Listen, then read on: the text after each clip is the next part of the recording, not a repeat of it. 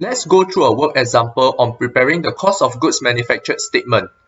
Setzer Limited is a manufacturing firm with the following information in September 2019. So let's see, point 1 shows us the inventory balance as at 1st September 2019.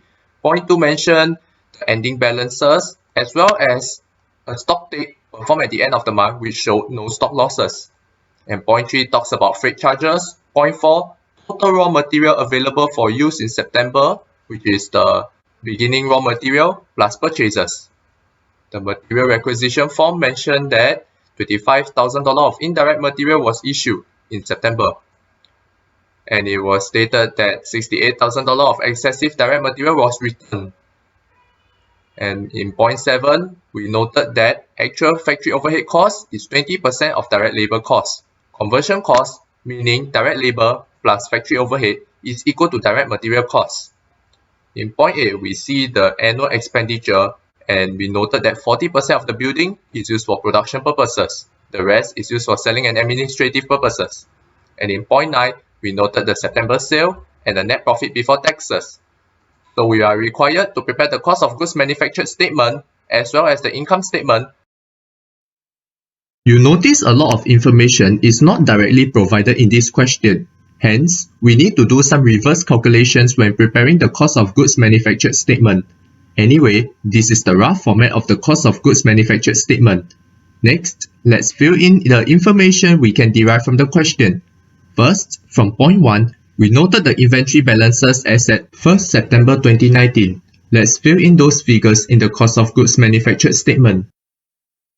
Next, point 2 stated that the work in progress and raw material balance as at 30 September 2019 is 10% higher than the beginning balance. Let's compute the ending balances and fill in the figures in the cost of goods manufactured statement. In point 3, we noted that freight charges on raw material purchases is $17,000, so we will recognize that as part of the purchase cost. The total raw material available for use, meaning beginning raw material plus purchase, is $2.43 million. Fill in the information accordingly. In September, the company issued $25,000 of indirect material, so we will recognize this as a factory overhead cost.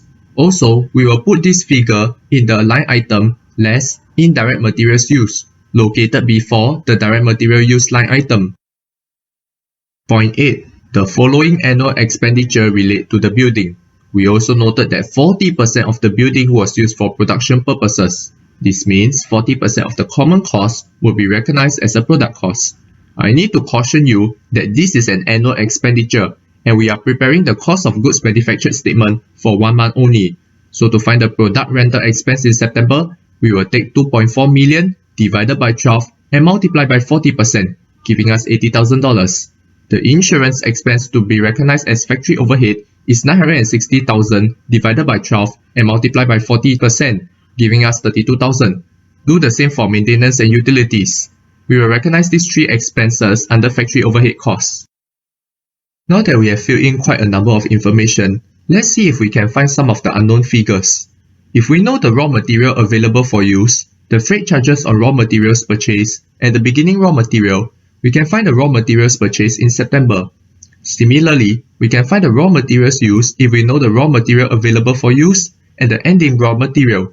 In September, $25,000 of indirect materials are used, so the direct materials used would be $1,074,000. Point 7 mentioned that the actual factory overhead cost is 20% of direct labor cost, and conversion cost, meaning direct labor plus factory overhead, is equal to the net direct material cost. Let's put it into an equation form to find the value of these unknowns. Since the factory overhead cost is equal to 20% of the direct labor cost, I will replace the factory overhead item with 20 times direct labor for the second equation, giving me something like this. I can then simplify the equation, and here we noted that the direct material cost is equal to 120% of the direct labor cost. As computed earlier on, the direct material cost is $1,074,000. So the direct labor cost will be the direct material cost of $1,074,000 divided by 120%, giving us $895,000. The prime cost, meaning direct material plus direct labor, would therefore be $1,969,000. Referring back to the first equation, the factory overhead cost is 20% of the direct labor cost, so we will multiply 20% by $895,000, giving us a factory overhead cost of $179,000. In the meanwhile, if we sum the factory overhead figures, we get $157,000 plus. That's not the $179,000 we computed earlier on, so this means the company has incurred some other product cost which is not mentioned in the question. We will put in an other production cost line item to force the total factory overhead cost to become $179,000.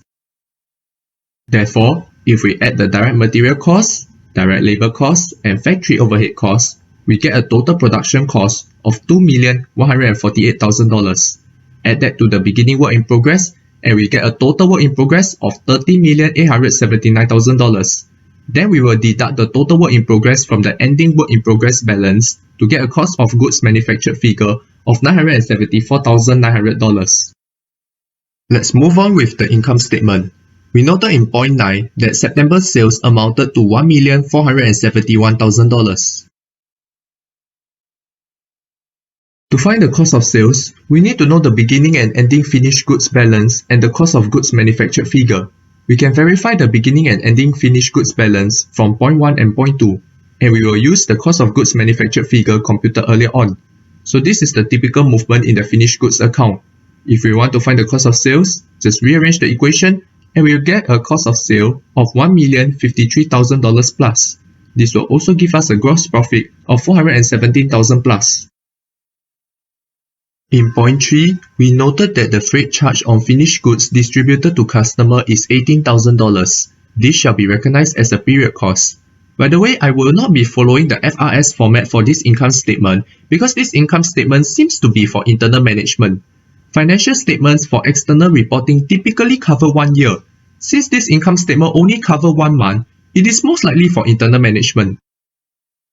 Moving on to point 8, where we note the following expenditure on the building for the year. Since 60% of the building was used for selling and administrative purposes, we will recognize 60% of the cost as a period cost. So we will take each figure, divided by 12, and multiply by 60% to find the period cost for the month. This will give us a net profit before tax of $200,100. But wait a minute. If we refer to point 9, we noted that the net profit before tax is $198,000. So it seems that the company has incurred other period costs which is not mentioned in the question. Like for the factory overhead cost in the cost of goods manufactured statement, we will put in an other period cost line item to force the net profit before tax to become $198,000.